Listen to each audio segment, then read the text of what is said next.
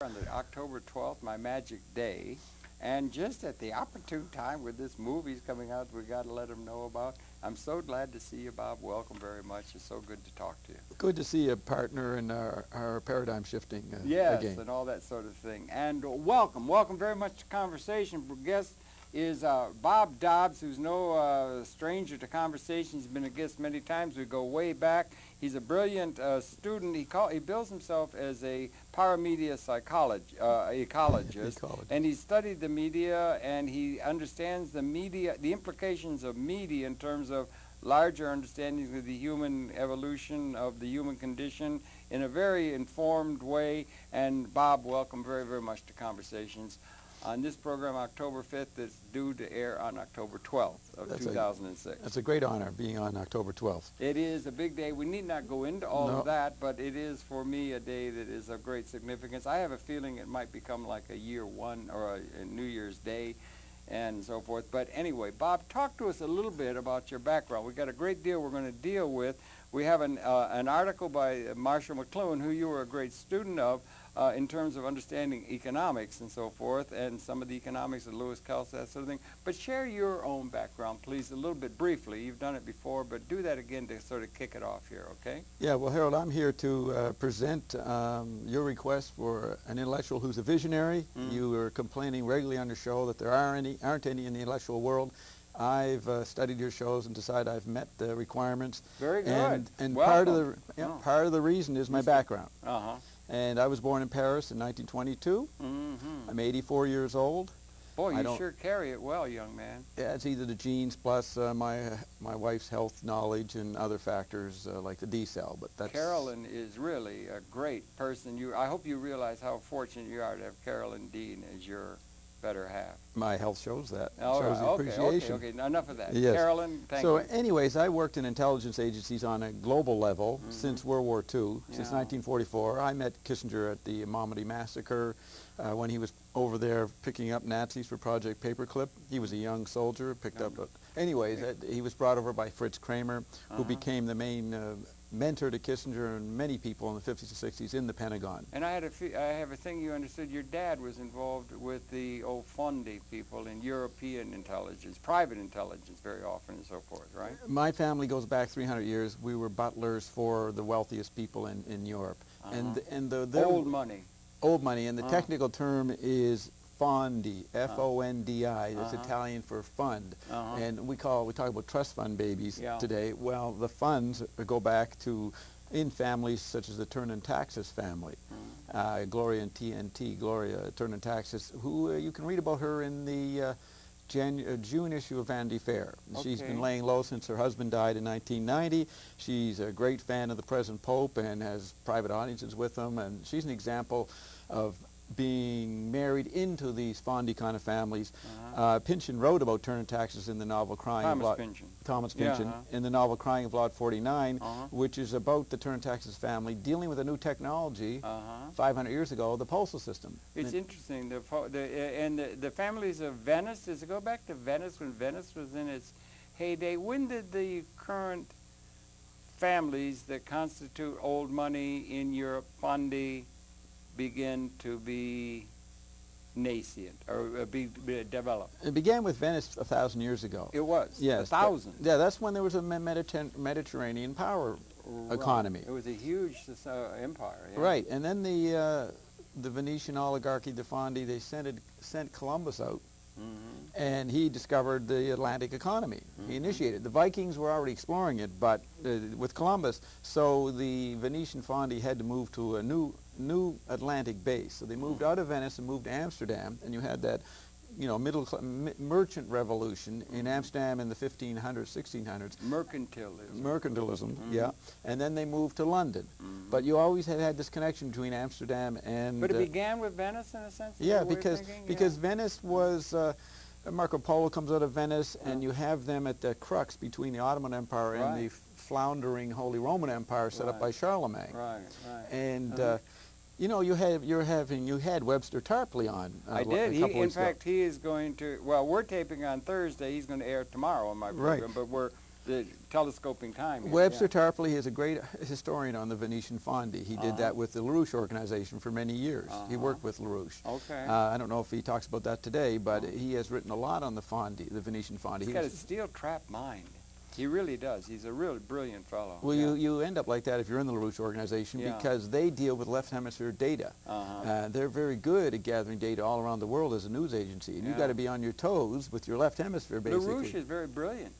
Yeah, he has a lot of detractors. He had to do time for something. I don't know if it was a fix or not, but he's a very articulate critic.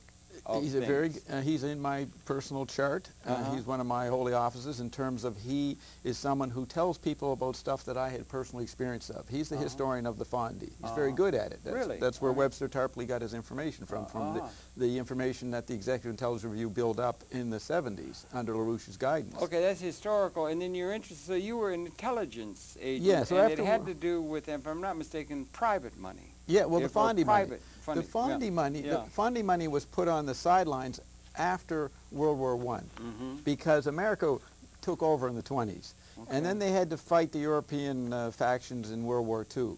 And so definitely after World War II, because money had been made public property via the welfare states, and the change in the situation after the crash in 1929, money became public property. So the private owners of money, like the Fondi, were on the sidelines.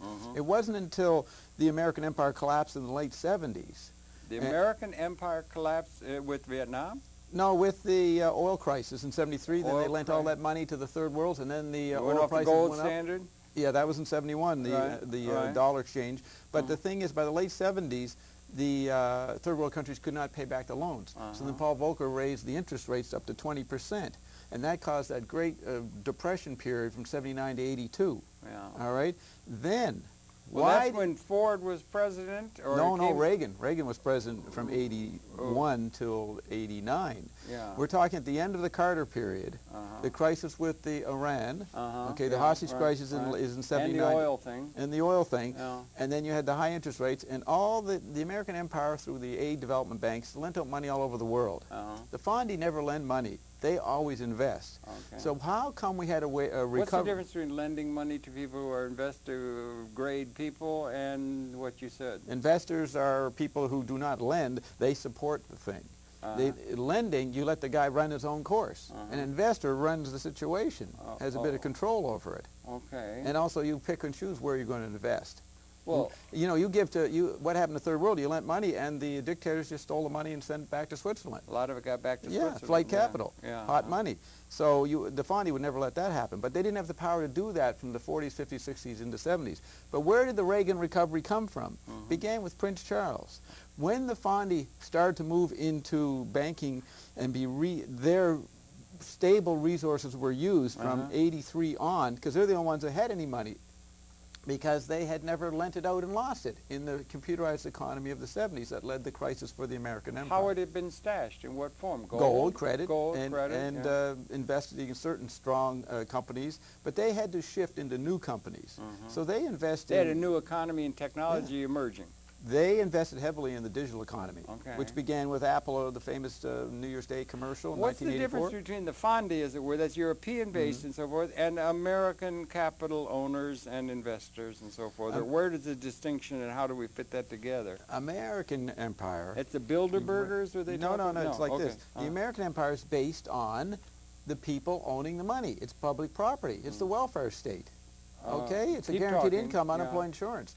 The private ownership of money and gold and credit was before that, in the teens and back into the 19th century and the 18th century. Back to ancient Venice. Right. So the welfare state exhausted itself under the speed up of computer conditions, which the McLuhan article... Talk a little slower. The welfare state exhausted itself. Go ahead. Under the speed up of electronic transfers of money in the computerized environment by the 70s. Right. That's already coming in, that's... Not just program trading and so forth, but all kinds of uses of cybernetic movement at instantaneous speed of electronic information.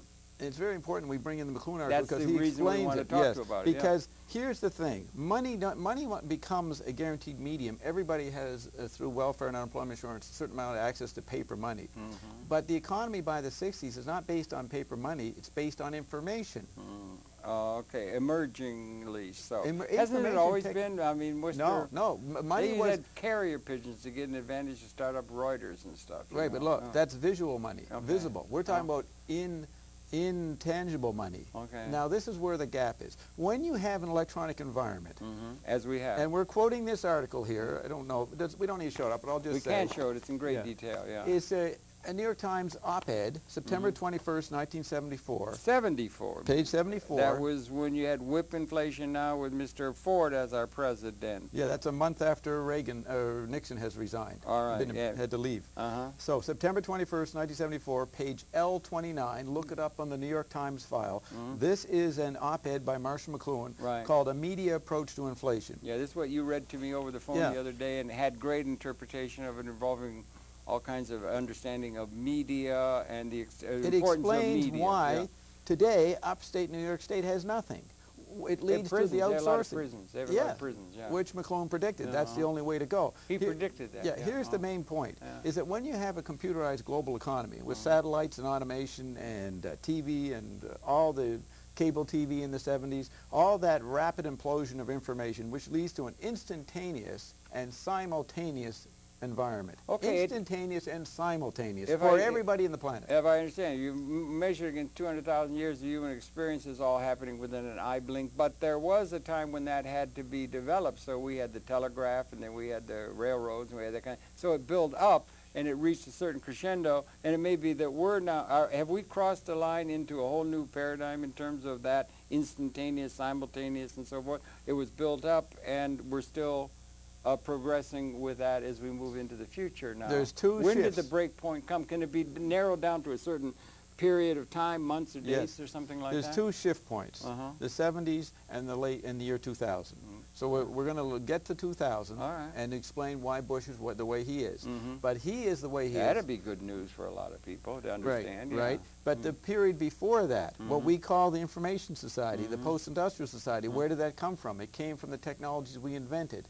And the nature of effects of those environments was that they led for information processing to an instantaneous and simultaneous environment. Well, it required, I remember, you know, you had the Telstar, and there was the cable, and it was growing, right? And shrinking. It's coming, and shrinking the world into what McLuhan called a global village. You know, into a global membrane. A membrane. One spot.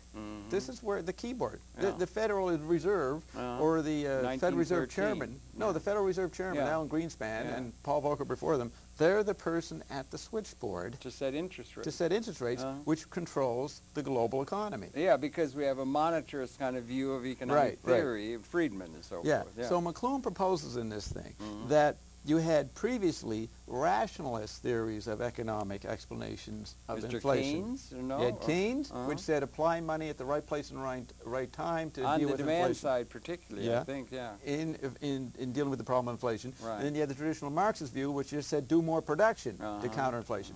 McLuhan said those two paradigms were based on equilibrium economics, balance of supply and demand. However, when you have an instantaneous and simultaneous environment, which means perpetual change and rapid change, which creates little intervals, which you can invest in, and these intervals get faster and faster, there's called the futures market. Futures market. Well, there's always been a futures market. Right, but it got accelerated. Tulips. It got accelerated with the instantaneous environment. Well, that's what I'm saying. It's all growing. It has an evolutionary context, but it's also revolutionary at a certain point. Like evolution, you have quantitative change, and then there's a qualitative change. Something new emerges. Has that occurred, in your view? There's been 1,000 of those. You named 4. There's been 1,000 of those over the last 50 years. 1,000 changes. Well, no, those are evolutionary. These are evolutionary. Quantitative changes within a process that's coming out of historical. But then there becomes an evolution, and in a way you get a change. You get quantitative, and then there's punctuated equilibrium, a new species. A new system and so that is qualitatively qualitatively different. First species is 1970s. Okay? We can even take your date, October 12th, 1970. October 12th, 1970 is a That's the major we're going to go. date. We're going to go to the next species in 2000. But the first species is what McLuhan is describing, and it leads to a condition of disequilibrium economics. Disequilibrium means that there is constant pulsating change in dealing with the instantaneous and simultaneous factor. and environment. It requires a perceptual shift to see how this works. And what it leads to, when everybody sees the pattern of diversity of changes all over the place due to the instantaneity, because everybody can see a lot in that situation, then the average citizen gets possessed with this interval, this gap, and a gambling mania takes over to invest in the effect of a change and when it materializes. Well, that also could be a gap in the perceived, let's say, just for want of another term, virtual reality or virtual modeling or something of that sort, about a qualitative transformation at a design level of capability between what exists and the capability, with staggering new dimensions of what that capability is in terms of our collective, it's a qualitative change in between our capability and what we seem able to realize in what they call the real world. And to translate.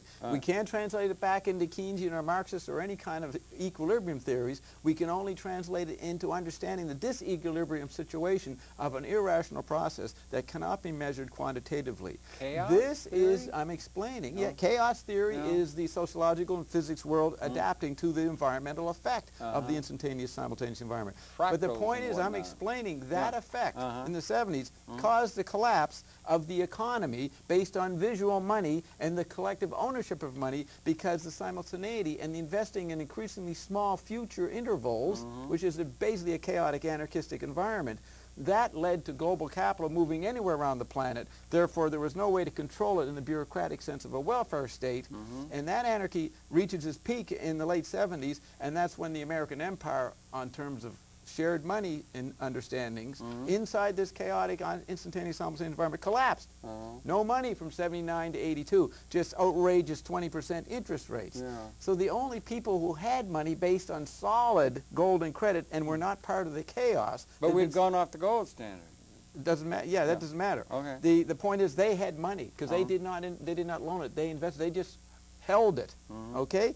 They were brought back in the early 80s, and part of it was Prince Charles had to marry a respectable person to be offered as the PR person for the Global Fund. Because the Global Fund had moved from Netherlands to England. England, that's right. And on to the United States? No, not the United States. They stayed in England.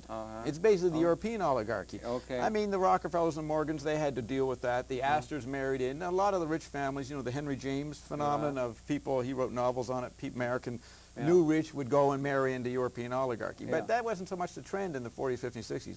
But in the 80s, with the collapse of the American financial collectively owned system of equilibrium economy, the only people who had any possibility of contributing and creating a stability situation was the Fondy. And so they came back in. If you remember, Turner Tax's wife, his new young wife, a relative of himself, was the head of the social scene in New York City in the 80s. I don't know that. Yeah. I don't know Gloria the name. It doesn't mean anything to me. I don't know who that person. I would, I'm sure. Yeah, look up the June issue of Vanity Fair, and where they have a retrieved article about her. Anyways, the point is, that was the role of Fondy. So me, I'm in the middle of that oligarchy, because my father and my great-grandfather and all of us lived and worked for the Butler families in Europe, all right? So I was part of these networks. And this network I call the solar government, not the world government. Because the world government is the American empire. It's meta to the world government? It became in the late 90s known as Echelon, which was the satellite surveillance of the whole world. Okay? It's now called Echelon. But it was already implemented in the 60s. You see the movie Enemy of the State with Gene Hackman. Yeah, they claim that's overdone in terms of the ability. But anyway, yeah, well, it's not overdone. It's a very nail-biter, with and Will Smith, But usually those movies have some aspect of me. Yeah. Now, the interesting thing is I'm moving into a position of control based You're on what I know. talking about yourself personally. Now I'm talking about myself personally because I'm the only one who knows who these people are, where they came from, why they're in positions of power now, why they do what they do. And you understand well the mix between technological extensions of our consciousness and those feedback mechanisms like James Joyce talked about in Finnegan's Wake. So the dot-com world that the European Fund invested in collapsed. Okay, that's the second thing. That's about 2000. Yeah, so the Fondy kind of got in the game for 15 to 20 years, and then they're nowhere. So we're left with this situation since 2000 of a post-information environment. Okay, wait a minute. We had a industrial revolution, 1776, with the steam engine that came, and then we had a post-industrial revolution. That's information-based. Right. Now we have a post-industrial revolution, or where are we now in terms of this evolving? I'm still not sure if we've made a qualitative transformation or a recognition of the qualitative transformation that might be dawning and roiling these systems that we've inherited out of history, why there's so much angst and upset in the world today as we talk on October 6th of... October 5th. Excuse me, of 2006. With world demonstrations, 220 cities demonstrating today. Right, all right, that kind of thing. The kind of thing. Trying to communicate through the matrix, through the information environment. Another movie to mention, right. But it's the information news network that they're trying to get coverage and express some citizens' response to all that and protest. But what happened is that we are now in what I call a para-information environment. That's right, you're a para-media psychologist. Para is above, like parapsychology. No, para is beside, behind, below, above, beside, and inside. It's all directions. Oh, para? Yeah, parapsychology? Yeah. Well, that's another dimension. That's a another dimension. It's like parallel. Or a parallel, But think you of also it as have a term meta. You have meta. It's not meta-psychology. No, it's not it's ecology, not psychology. Yeah. But it's para. Think of it as an all sides, like a cubist painting. It's comprehensive. It's comprehensive, yes, as an environment. Yeah, right. So we can make it simple and say a post-media environment. A post-media environment. But to be more accurate, we're paramedia because these previous stages that you just outlined, the industrial and post-industrial, still here as environments. They are, at least as memes and old paradigms. Well, there are memes, right. So they're floating around. But meme being like a genetic thing, a cultural thing, like a genetic, we talk about genetics, and then there are cultural... memetics, we'll call it. Paradigms or memes that are built into the social fabric of the society and its organization. Caused by media.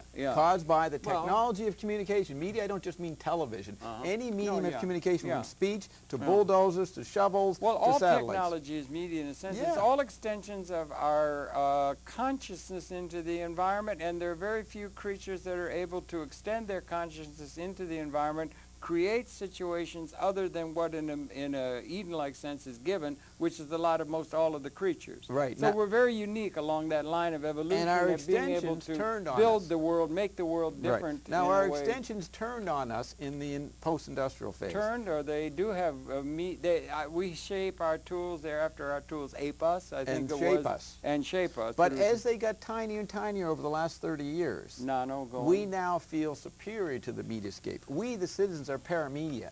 We don't feel dominated like the radio generation was, or the print generation, or the TV generation, the boomer generation. They dealt with one-way media. We have interactive and multi-level. Well, that's coming in now, isn't it? That has been here for 10 years, and the kids can Palm Pilot instant messages. They're really good at it. They can make those cell phones work with their thumbs. But the point is, that's what they do, but the effect of it on their psyche is that they're superior to media. Well, that was what Mr. McLuhan said. He said the medium is the message. Yes. And it's as an agent of social change. As an agent of social change, far more important than anything that the content of what somebody's saying over the media is the existence of the media and its conditioning effects back on consciousness. Right. Now, that's a very important lesson. In the paramedia world, the kids are not conditioned by media.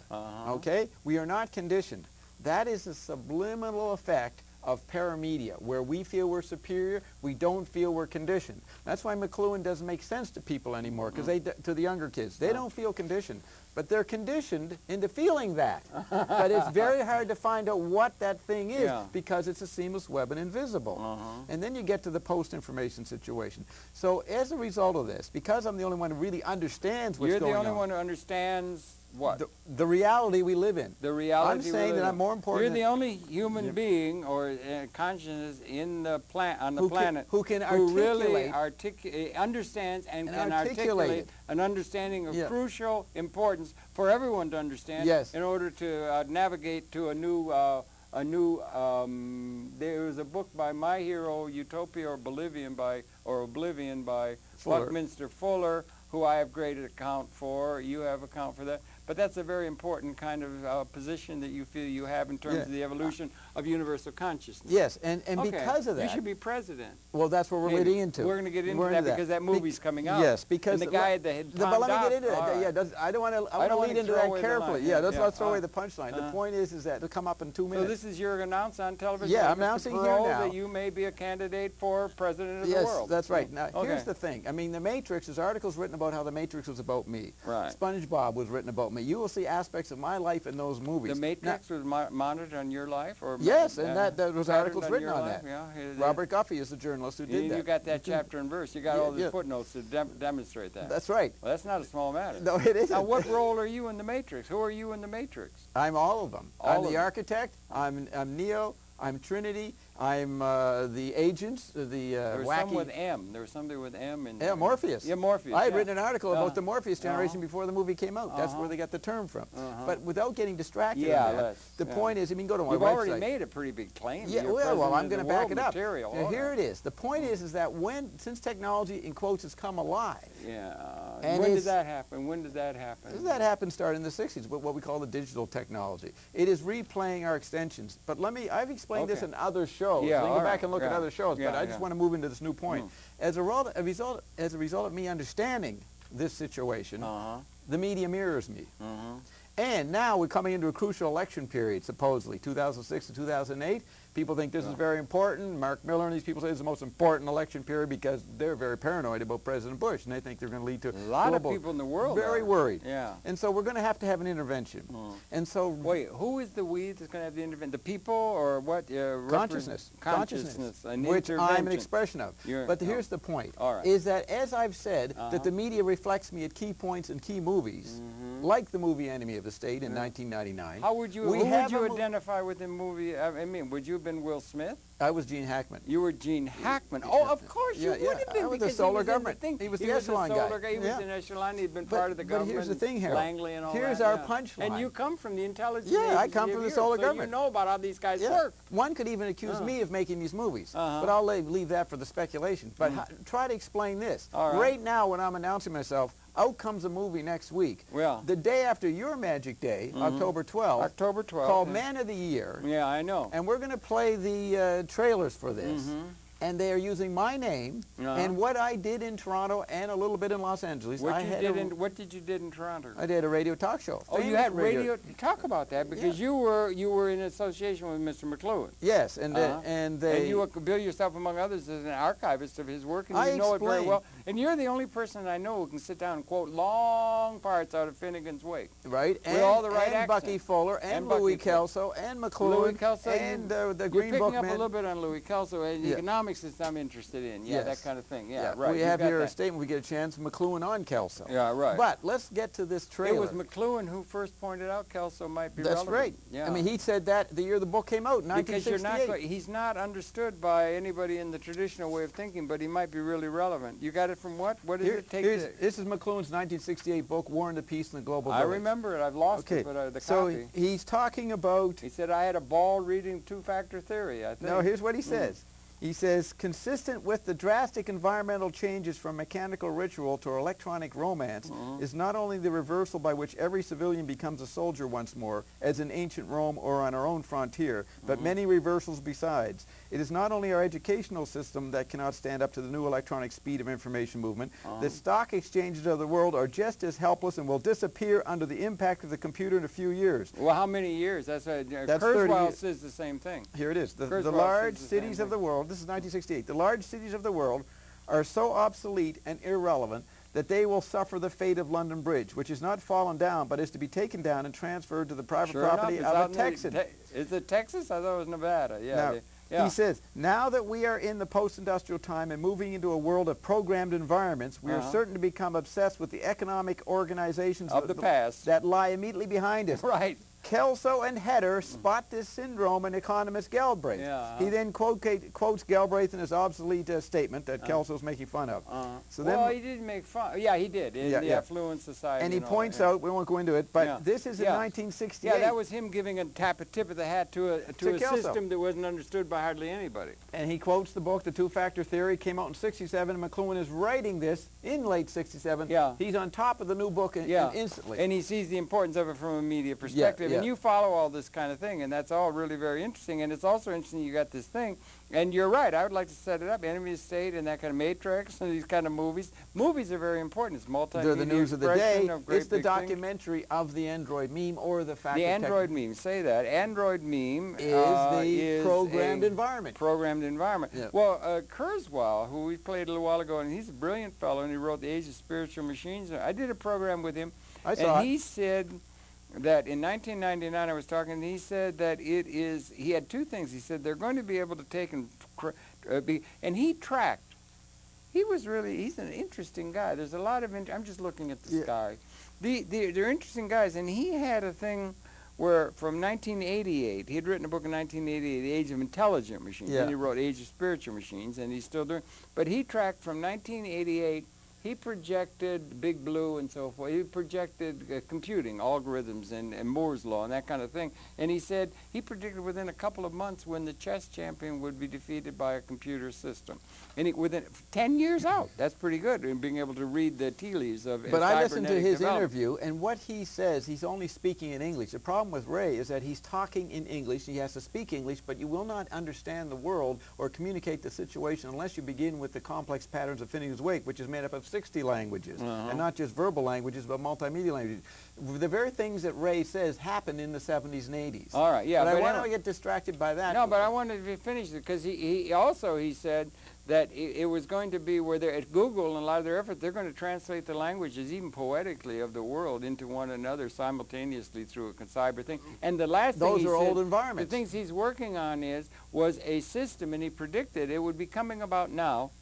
He predicted that the computer and not program trading and so forth, the computer, they're going to be such arbitrage possibilities, they're going to be able to be seen by the computer and so forth, that the economic decision-making process for planet Earth is going to be done within a computer system that no human brain can do.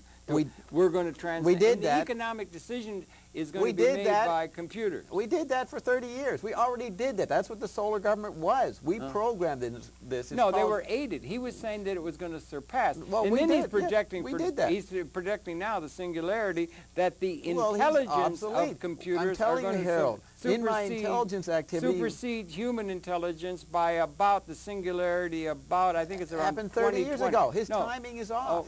Because we programmed, we in the Secret Council programmed the global economy. We in the what? The Secret Council of 10, the solar government, the Echelon network, from the 60s on, programmed this situation. And I was on a radio show in Toronto describing this to the people who did Your own radio show or somebody else? You had a radio show for how long in Toronto? 87. Is it all archived?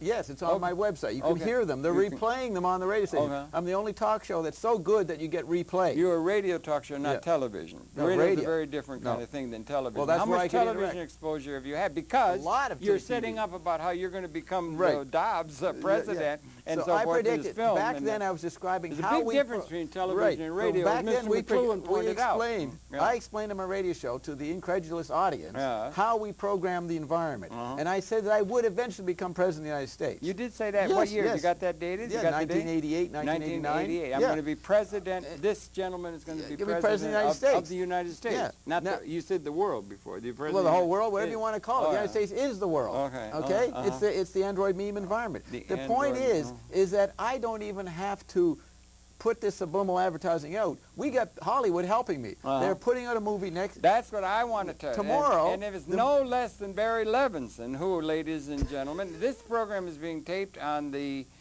5th of October to be aired on the 12th of October, which is New Year's Day in my reckoning, and 1970 is going to be year one and the longer full expression of the human expression for reasons that Bob and I can go into and others, but we don't want to go into it here. That's a major day. October 12th, 1970 is a major day. This is October 12th. And tomorrow in theaters across the world, there's going to be showing this new film that Barry Levinson put together, and it's called Man of the Year. And one will remember that Barry Levinson's the one who put together with uncanny timing the movie Wag the Dog, which came out, I think, on the same day that Bill Clinton got into all of his trouble and started a war because he had a sexual thing going, and he had it, and it was so great, it was just perfect. And he's got a new movie that's coming out on, it's going to be the 13th, the day after this program airs. Everyone's encouraged to go out and get it. It's going to be a blockbuster. And it's called Man of the Year, and it is, you're claiming, about you. Yeah. And the protagonist and the star of the film, who is Robin Williams, the great comedian, is his name is, I hate to tell you this, audience, against this thing we've been listening to here, this rant that we've been listening to here, the man's name is Tom Dobbs, right? And he's a radio talk show host. Did you set that up? No, he was a television radio That's talk. right. He's all the world media. and the difference between a television and a radio Not talk anymore. show. Not you anymore. know who they spot? They you know, merge. They're the same thing. Okay, They're the that's same big, thing. Mr. McLuhan Yeah, used to make a big difference. Do you remember how much a newspaper difference? is the same as a Palm Pilot No, today. he made a big difference between television and radio. Oh, that's the old days. Dobbs, Yeah, no, this is a similar. well, I'm saying that the star of the movie, the character, is a talk show, television talk show, not radio, not Limbaugh, not a hot medium. It's a cool medium. But he's medium. a comedian. And he's a comedian. And who's you look at making my fun chart, of everything. you'll see You're a comedian. I'm in the, I'm in the comedic corner. You are not definitely that I am comedian. limited to being a comedian. No, I'm totally serious. No, I know. Yeah, You're totally serious. serious. Of course you are. Okay. Of course but the you point are. is, let's play this. So but that's it. And the guy's name is Bob. But he's Bob Dobbs. The most likely candidate for that in the public consciousness for a character that mimics reality would be like Jon Stewart, who on the Comedy Channel that he runs and he says, "I'm going to become and he becomes president." Yeah. It's a scenario that's closer than might be true. All the young people, that's all they listen to anymore is the comedian. But Harold, here's the important point: the movie does not end with Tom Dobbs becoming president. You haven't seen the movie? No, I've yet. been It's told. Not out. Yeah, well, I might have written it. You don't know about that. But let's not blow that. Let's create a little mystery and charisma here. The point is, why is it all about me? If I'm planning, I've only got... Well, it's about a guy named happens to be Dobbs. It isn't Channer. Yeah, that's right. It's about me. But the point is that in the movie, he becomes president, and then the movie has a whole period of time with him being president. All right? That's the important part. I saw in the trailer he was going to make Bruce Let me finish. Springsteen. You're talking over. I don't mind the multi-level talking, but some people want the univocal. Yeah, okay. Univocal. Yeah, we could talk at the same time. Univocal away. Let me univocal Univocal on. Yeah. The point is that I, on my radio show, would explain what it was like running Secret Council 10 and the problems I had in the 80s and early 90s. This is apparently what Tom Dobbs is going to be doing in the movie, explaining the dilemma of being a president once he's president. That's very important. Would you want to be president? Why would anybody want to be a president? I mean, it would be a horribly difficult kind of thing to do, trying to make that old system work when you need the vision. Look at me. I've been president on the secret level for a long time. I became chairman of the Secret Council 10 in the late 80s and announced on my radio show. I don't think all the world knows. I didn't age. Oh. I think that I'd be competent enough to be president of the White House. Just on the basis of based on my understanding. Based on my understanding. Wisdom. My wisdom. It gathers. You know what what I would do if I was president? I'd have conversations like we're having at least 3 times a week, and that's all I do. I think you should that's all I do is make people people think. I think you should have it 5 times a week, and you should call it conversation. Well, they would after a couple of second term. The second term I'll do it 5 times well, a week. I'm just suggesting I've been doing that for 35 years. They'll be addicted, and that kind of thing. Well, you're the man for me to present this with, because you've been doing it. You're my John the Baptist. You're predicting.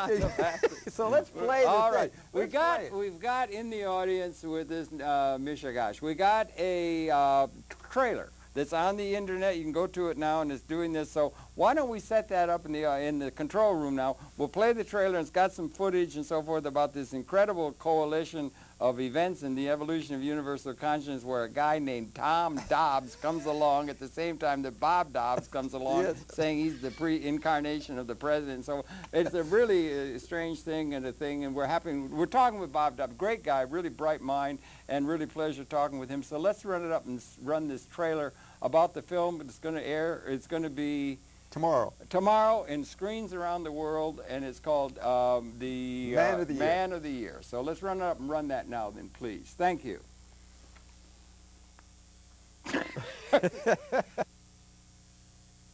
Politicians are a lot like diapers. They should be changed frequently and for the same reason. Tom Dobbs was the biggest name in fake news. More and more people are watching your show, Jon Stewart, Bill Maher, for news. How crazy is that? Until the day he decided to stop going for laughs. Maybe you should run for president. And go for votes instead. Tomorrow, I will officially announce my candidacy for president. Brace yourselves, people. It's now time for the campaign. From Barry Levinson, the director of Rain Man, Wag the Dog, and Good Morning Vietnam. He's in the debate? You want to know my history, basically? I did inhale because I thought, what the hell? It's lit. It's in my hand. I'll inhale it. When I was a young boy, I used to look at pictures of naked ladies. I just farted a little while back there. If any of you wanted to ask. He's not a puppet. I support hydrogen cars. It's weird because you're backed by oil companies. And if you're representing special interest groups, maybe we should be like NASCAR. Little patches on the back. Enron. We take your money and run. Smackdown. He's not politically correct. 4 million illegal aliens are crossing the border with bedroom sets and night tables. He's a one-man party. You don't have to have an amendment against same-sex marriage. Anybody who's ever been married knows it's always the same sex. He sounds different. They don't know what to do with him. But what started as a joke. Have you given any thought to what the makeup of your cabinet might be? Well, I've always been a big fan of hardwoods like teak or mahogany. Is about to end up in the Oval Office. At 1:23 East Coast time, the free world will now be led by a comedian. Whoops. You're going to be president of the United States. In terms of appointments, there are roughly 7,000 to 8,000 slots to be filled. Just off the top of my head, I was thinking Bruce Springsteen as Secretary of State. A joke. A joke. Little one. From Universal Pictures and Morgan Creek Productions. Eleanor, we're going paintballing. What? Follow me, men. Robin Williams. I'm out of ammo. The president's just been shot. He's dead. Let's go round them up. Christopher Walken. Hit him again. And Laura Linney. Did you vote for me? No. This fall. The future is now. It's definitely not. I did not have sex with that woman. Politics as usual. I wanted to. Man of the Year.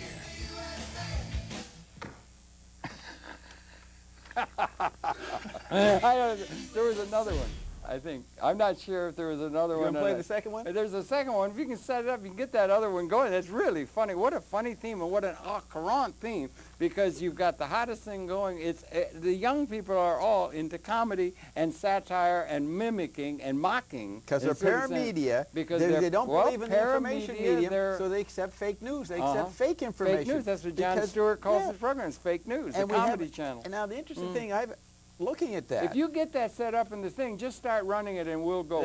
Okay, here we go. Okay, there's another clip about the movie. Where's the volume? Volume. We need volume, and it's about the movie Man of the Year. They're having a little trouble. Party that can't distinguish between an amendment and a commandment. I decided to run because I'm tired of a Democratic Party that's like a chameleon in front of a mirror. Can't decide what it is.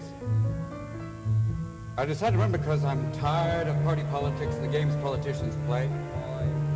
Because party loyalties become more important than their actual That's TomDobbs.com for that one. representing the people they serve, that responsibility. Not The first one is loyalty.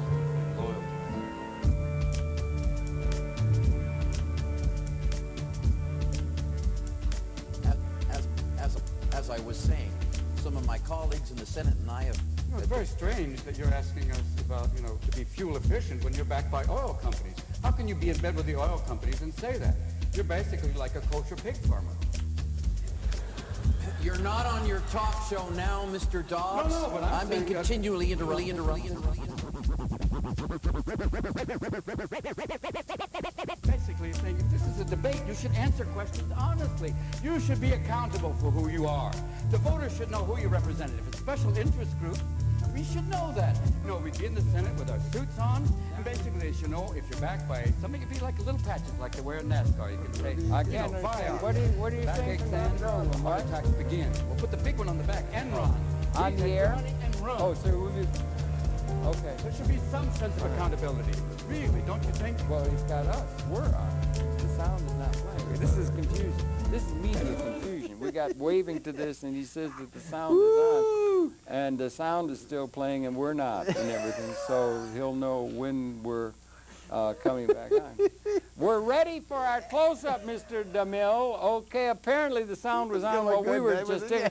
All right, it's another little mess up on Hollywood set, on a Hollywood sound set. Yeah, and we're talking all this deep stuff about deep blossoming. Are we on? And meanwhile, I guess we're on now. I presume we're back. Okay. And so, yeah. So I wanted to say, what a brilliant movie, Mr. Levinson. Levinson is brilliant. Wag the Dog was one of the best movies ever. The Diner. And it also, yeah, but particularly on this political thing, and it's so au courant because television, it's all about conflicting narratives and television as conflicting we stream memes to the internet. Everything's being streamed to the internet, so the theme couldn't be more timely, it seems to me. Not only has it my name and what I've been doing. Yeah, that's amazing. How did you get them to use your name? What did you have to do? Did you have to pay or something? Well, I run a lot of that area. Yeah. I do a lot. I have a lot of influence in different areas. I know, behind the scenes. You do get around. Read the new book, Super Mob, about Sidney Korshak, the man who worked in the interval between the respected businessman and the mafia. Sidney Korshak by Gus Russo just came out. Very important book. Okay. I'm in that level. I'm in the Sidney Korshak role between the underworld and the overworld. The underworld and the overworld. The political world and the normal world? The paramedia worlds. All the worlds. But let me say that not only is it about my name, my ideas about the present situation, the second paradigm shift, we're moving into a post-information media environment. Okay, now my idea is, for whatever it's worth, is that we are moving collectively into a post-scarcity ontologic reality. Right. And that we crossed the line where there were more haves and have-nots in the year 1970. Mr. Fuller felt the same thing in terms of capability. That's your electronic stuff in a way. I think it's right down to October 12th, 1970, when we crossed the 50% mark, and it could be looked at. But this is something, the idea of a qualitative change is not something that we ever hear in terms of the news or in terms of the political thing. It's all about reifying the old established system that has been outdated by the evolution of the zeitgeist and changes. You're seeing that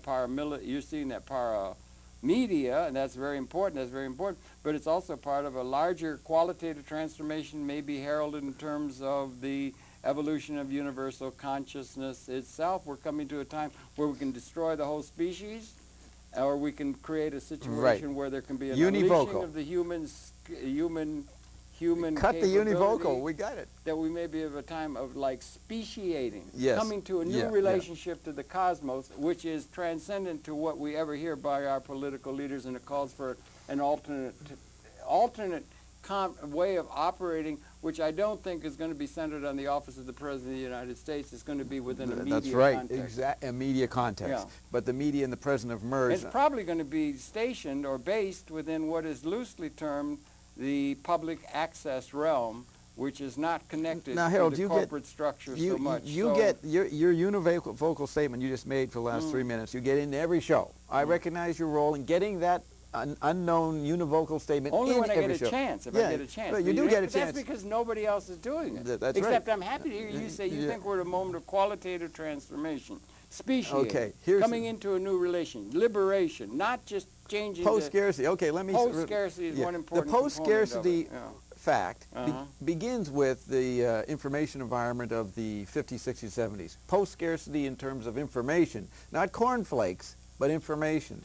So Fuller was looking at a post-scarcity situation for everybody in terms of cornflakes and food and abundance and information. We have the post-scarcity. The world is looking for post-scarcity in terms of food on their table. No, now, the thing among other things. Among other things. That's satisfying. When you got women who can't decide which kid to let die because of starvation, and we have the capability of providing the food, which we didn't have in the past, there's something wrong with the capability and the ability of us to do what we're capable of. What gets in the way? Is the outdated what gets in the way is the disequilibrium environment. Okay. That got in the way, and that's the disservice of the post-scarcity information environment. That's a disservice. Well, it's a gap between capability, which has been formed. Are you going to give me only 2 minutes to finish the next thing? I've watched the clock. We got 10 minutes? A gap between the capability, which is post-scarcity, and the reality and the institutions all formulated within scarcity. See the gap? You're talking a gap. Of course. And which is what the normal reality is. Yes, yeah. And there is the need for an alternative and the context where that can be brought up must be within a meta context to the institutions that exist that have to be transformed, and I think it'll be within a media televised kind of use of the internet. It will not be in Okay, where is the responsibility? It's not going to come from the president. Paradigm shift. It's not going to come from the president of the United States or people in that old system. That's right. All right. But it's going to come with somebody within the media, like maybe a Dobbs. Yeah, that's right. Behind the scenes. You should be on a talk show. It's going to come in the areas of the world that no one is looking at. Right, like public access television. No, that's the information environment. It won't happen in public access. All information environments, alternative and mainstream, are obsolete in the paramedia world. In the paramedia world. Post-information situation. Okay. And so we have a president. The big shift is 2000. Okay? And the big ritual in the information society is the American election every 4 years. That was canceled in 2000. It was? It was canceled. And a committee said, this guy's going to be president because his name was Bush. Bush is more important than the word Gore. Okay? Because Bush represents the information jungle. You're lost in the bush is a line from Finnegan's Wake. It is, yeah. But that is the image of being in the bush. He had the right name. So his image becomes the center of the Android meme. The merging... The Android meme, explain what you mean by that. The merger of the economy. A meme is like a cultural thing? No, we don't explain that. The merger of the economy and the White House is the Android meme. That's the information society. You call that? I don't think that. No, here's the point. That disappears in 2000. Okay. We're in a post-information society. Not only did President Bush have the right name, he also refused to read the newspapers, follow TV, refused to finish his sentences, refused to be an information generator. He was off the grid because we were in that point of a Paleolithic return. A return to Paleolithic cavemen. Stone Age. Stone Age. Well, I don't understand. Real stone. Flesh that out. What do you mean? What do you mean? I'm trying to think of the most primitive, violent images we have in history. You can go back 200 to 600 million years, we were all a sponge. Right. That's the Android meme. SpongeBob was about me as the Android meme. SpongeBob. I mean literally in the evolution of fauna 600 million years ago. Yeah, it's a sponge. All fauna was a sponge. sponge. When you get to the mammalian, we think of the cavemen beating each other over the head. 45 million years ago. What do we got, 5 minutes? We got 7. Oh, 7, that's good. So we got cavemen beating each other over the head. So what is another example of the blowing up of the information environment, or the post-information environment? September 11th, 9/11. What happens? You have this incredible solar security around the United States, the Pentagon, New York City. But some caveman walked in and knocked it out. Oh, that's the myth. Yeah, but except a lot of the 9/11 truth people don't think it was a caveman. It was I don't want to go orchestrated by the government in control. I have a better theory than that. That's pretty radical. I get it from Baudrillard. When you have from where? Jean Baudrillard. In his book, Spirit of Terrorism, explains that when the world, for 45 minutes through the internet and television, was looking at the burning symbols of the American empire, when you have that digital Android meme implosion looking at the buildings, you don't need bombs, extra bombs to blow up the building. All you need is that human attention. And the buildings, iconic image, are alive. They felt humiliated, and they suicided themselves. Who suicided? The buildings. They collapsed on themselves from the attention of the global public meme. That's an very interesting thing. I do a whole show on this, but we don't want to get into that. I explain. It's interesting. And so the American hardware mentality, the American hardware, Jean Baudrillard spells this out in his book, The Spirit of Terrorism. And he's a great student of McLuhan, and he understands that the electronic environment and digital environment is alive. And when human beings look at one thing for 45 minutes, and the majority wish the thing to collapse, the buildings will be humiliated, and matter will be affected, and they will collapse. Interesting thesis. But when you take American hardware mentality, it has to imagine, it can't figure out this software effect, so it has to think of extra bombs, planes, laser beams, and that's the 911 BS movement. 9/11 funded by Adnan Khashoggi. This whole movement is funded by Adnan Khashoggi by the Saudis to cover up about their involvement, okay? But it all was superseded by the global attention on the buildings. That's an interesting very interesting thing. You don't put much stock in the 9/11 Truth movement where they say the United States government was involved in bringing the buildings down. Involved. You don't give any credence to that at all. There was a committee that did it. I'm not going to go into it right now. These are human beings. Yeah, human beings. Okay, and there was a committee who did it, and it was enlightened by Mr. Bin Laden. I'm running for president. Who was it? When I'm president, I'll release that information. Okay. Okay. Oh, you're running for president. Yeah, yes, I'm running for president. You think it would be? Now, here's the point, though. It's a post-information presidency. The Bush image, we don't know if it will be strong enough in 2008, 2009. It may not be because we'll be a new situation. We got a lot of changes coming up. Yeah, changes are coming exponentially. Rapidly. It's going L-shaped now. Every 22 seconds it'll change. It's not 18 months. It's every 22 seconds. It's like the quickening of a pregnancy. Right. It's and biblical. the pregnancy leads to something. It's Hopi. What's it leading to? It's the Hopi. It's the biblical. It's the Islamics. It's what Chinese. is it it's the leading Hindu. to? What is it leading to? Are you cold fusion? As Cold I said on the fusion previous. would be a means of overcoming the and lack of paralysis. energy. Yes. Because the energy thing that so could be done. But if you had good design of institutions where you could be like political and economic, and the economic system is malinformed. It's not informed in terms of what our if you had a system where the capability could really be released by an appropriate economic theory basis and the situation, you would release capital formation to allow us to do what we're capable of doing, which gets over what your Pond's cold fusion is going to do, is providing, it's getting over. That's getting over scarcity. The great thing about the the Bush idea of administration, overcoming scarcity between our capability and the reality is the gap. And that's where responsibility resides. And it's not going to be coming from the White House or from the systems of organization. No, it's coming from China. It's going to be coming from China. It's going to be coming from China. Well, with all due respect, I think it's going to be coming from a zeitgeist of an informed humanity. You're not letting me fill in. The Bush White House, the great thing about the Bush White House... We only have 2 minutes left. You better get it in quick. Yeah, quick. The Bush Go to White House... Haiku. It's got to be The haiku. Bush White House... Hey! The Bush White House is going to create a quagmire in the Middle East. They have. It's going to get worse. The Saudis aren't going to get the oil out. China's going to need the oil. When China can't get that oil, they have a mentality where they're going to look into the alternative. They're going to put a lottery, take bids. 9 different energy systems will bid. Cold fusion, Ponds and Fleischmann will win. And then the Mayan calendar ends in 2012. There's more to say about this, but the Mayan calendar, the Mayans didn't understand why there was a change in 2012. They got the right date, but the real change What's the Mayan calendar? Mayan calendar. Don't worry about it. Mayan. The Mayan from Mesoamerica. So in 2012, the Chinese will start implementing cold fusion because they will have to. Just like the British, they had coal, but they didn't use it until their trees ran out. With all due respect, Chinese ain't putting in cold fusion until the oil runs out. With all due respect, due to the great work of Bush in clogging up the Middle East. But with all due respect, when you use the metaphor of cold fusion, you're talking about overcoming scarcity. That's right. On the energy level. We've overcome scarcity at on the information level, design level. On the design level. Yes. We've overcome that since about 1970. Yes. You agree on that? Yeah, you McLuhan writes That's a major premise. McLuhan wrote on that. If that is the case, if we've overcome a design ineptitude we had prior to that, and now the situation has changed, why is that not on the lips of every politician or every thoughtful person or every intellectual? Because we they have to at represent a design old level means in this transitional period. You know that people do not want to go through immediate, rapid change. It's too much for them. I'm not talking about. We've had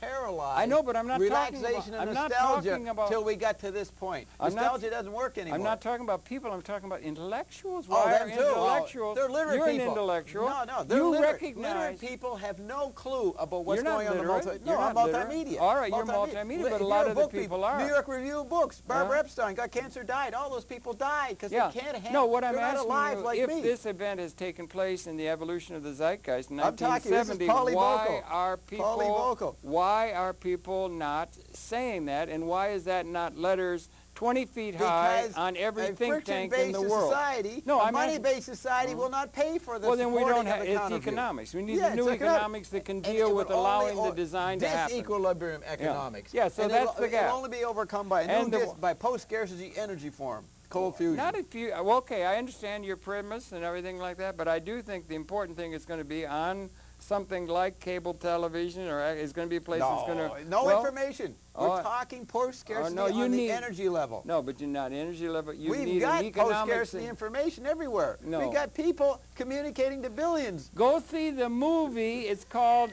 Man of the Year. It's going to be in the theaters near you, on a screen near you. Everyone should see it, and we'll pick up some more of this.